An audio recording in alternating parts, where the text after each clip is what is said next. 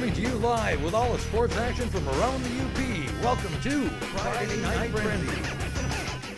Good evening, everyone, and welcome to Friday Night Frenzy, presented by the Venice Pub and Pizzeria of Ishpeming. I'm Jerry Taylor. We begin the frenzy with a matchup of two undefeated boys basketball teams. Only one squad left this game still unbeaten. The UPSSA Little 5 Bowl, number 5 Forest Park, traveled to number 1 North Central to take on the Jets. A very good matchup in this one. The visitors would get hot early and often in this one.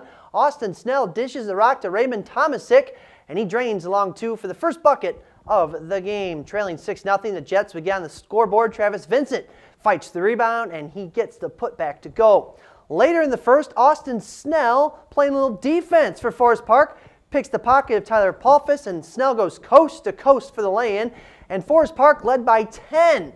North Central would start to get its offense in gear towards the end of the third quarter. Josh Granquist tickles the twine from the right wing. Then the Jets would get the ball down low in the hands of Caleb Martin, and with two defenders on him, Martin makes it off the glass and in. Forest Park led 28-24 at the half, but a big fourth quarter for the home team gave North Central the 63-50 win over Forest Park. To the scores, North Dickinson edged Spark River Harris by 2, 47-45. Rapid River was 5 better than Big Bay Denock, 60-55. It's a lot easier to hear me when I have my mic on, isn't it? Kearney Nadeau behind 25 from Deontay Blodnick win at Mid-Penn, and Munising wins the Battle of Alger County 77-39 over Superior Central. Back to the highlights. The Marquette Redmen were at home tonight against GNC foe Menominee. First quarter, the Maroons on the attack. The three-point shot would be off the mark, but Ty Clausen was there for the rebound and the putback.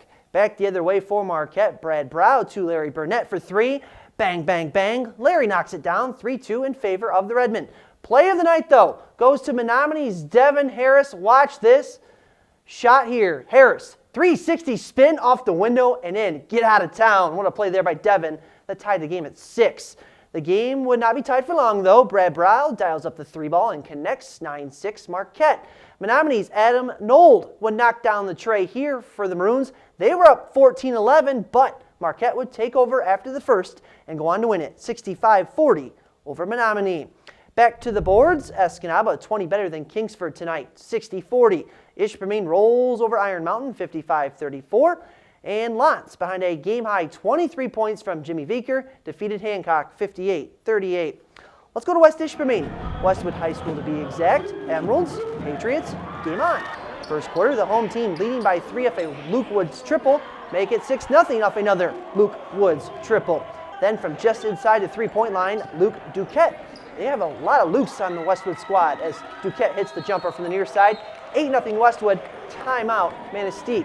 Out of the timeout, the Emeralds would get their offense going. Tyler Kangas puts the ball off the window and in for Manistee's first bucket of the game. Back the other way for the red and white, Luke Gray. Remember, it's a lot of Lukes. Takes it down the lane and gets it to go. Westwood led throughout this one, and that helps if you want to win the game. Final score in this one, 41-37, Patriots over the Emeralds. In other action, Calumet wins big over Jeffers. Chassel's Jordan Latender scored 21 points, but it wasn't enough as the Panthers fall to Republic Michigami 59-46. Berga's Zach Owens poured in 22 as the Vikings defeated Dollar Bay by 21. And Luke Monette scored 21 for LLH in a win over Ontonagon. Up next, we head to the Copper Country. Yes, to Houghton. Trout Creek in town for a game. Third quarter action, the Gremlins up double digits. Lane Brown drives all the way to the basket for 2, but Houghton led 37-15. The Gremlins did a nice job of sharing the rock all game long. Ben Killar would finish underneath for 2 off the pass from Sean Heislop. Later, more from Houghton, Joe Newborn would make the layup to give his team a 24-point lead heading to the fourth. The Gremlins, thanks to shots like that right there from Rutzla, would win it 59-38 over the Panthers.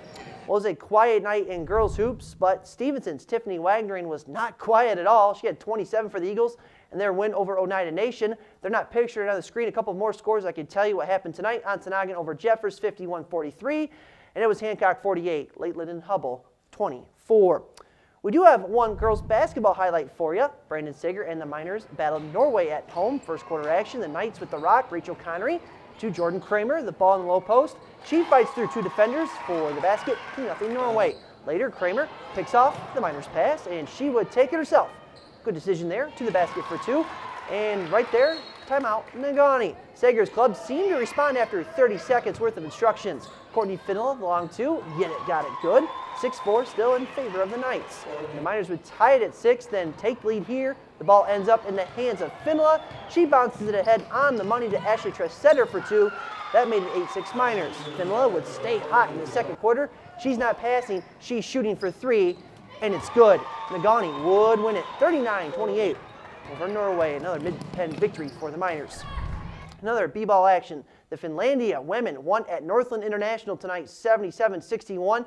And I'm sorry to report there is no available score to report for the men's game between the Lions and the Pioneers.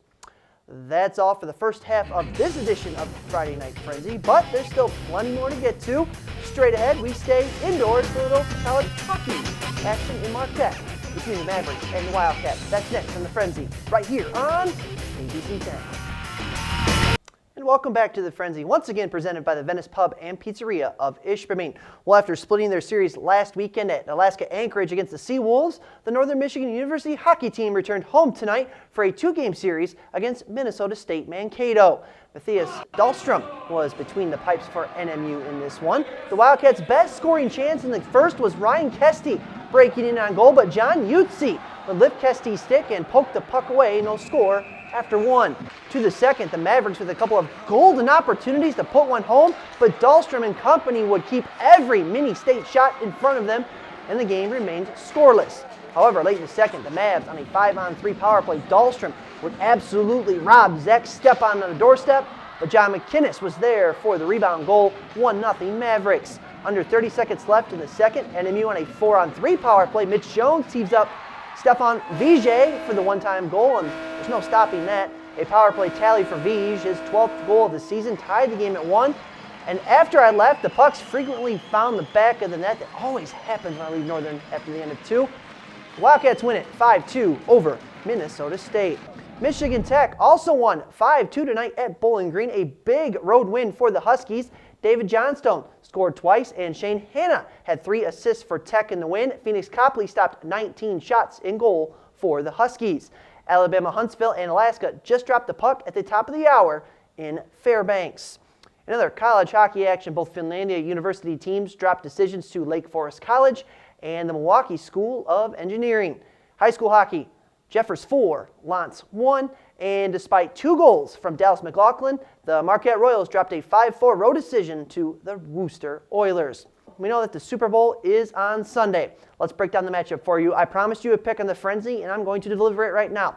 Now, I love the Seahawks defense. They remind me of the '85 Chicago Bears. A little bit before my time, but from what I hear, they're pretty good. However, you give Peyton Manning 2 weeks to prepare for a defense, give me the hat. I'm taking the Broncos 20-17 on Sunday over Seattle, maybe a late Matt Prater field goal. Well, that's going to do it for this edition of The Frenzy, but this weekend before the Super Bowl, lots of college basketball action tomorrow in both Houghton at the SDC as the Lakers battle the Huskies in 2 games. In Marquette, it's going to be Northwood and the Wildcats starting at 11 a.m. with the ladies, 1 p.m. with the men, and at 7 o'clock tomorrow night, round 2 between the Mavericks and Walt Kyle's NMU Wildcats. That's going to do it for this edition of The Frenzy. Jimmy Kimmel is next, everyone. Have yourself a great weekend. Be safe out there. Good night.